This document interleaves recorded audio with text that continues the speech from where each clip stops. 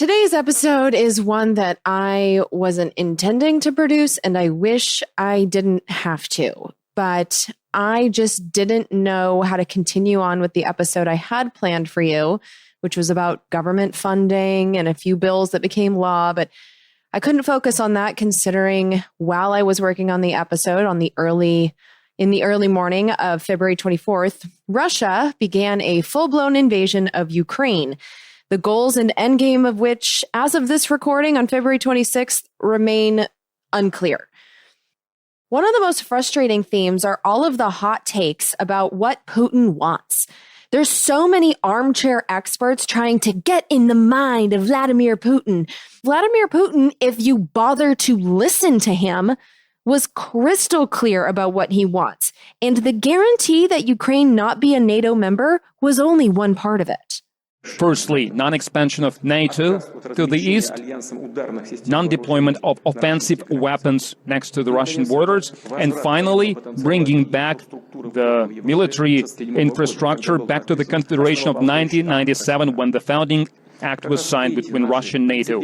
These principled proposals were ignored. And so if this is what he was saying in negotiations, this is what Putin was hearing from our side of the table. Our side of the table, which, by the way, has had the worst possible person sitting on it that I could possibly imagine, Victoria Nuland. She's the person that the entire world heard staffing the post-coup Ukrainian government before the coup even happened. That's the person we're sending to the negotiating table. Someone who wasn't even allowed in Russia to negotiate when she was rehired and promoted to the top of the State Department. At the time that she got the job from Joe Biden, she was sanctioned by Russia. And then when she got there, this is the message.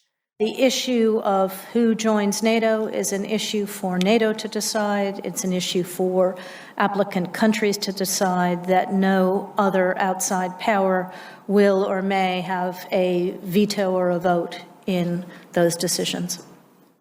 The Biden administration, with Victoria Nuland as the head negotiator, wouldn't even negotiate on the NATO membership that wasn't actually likely to happen anyway.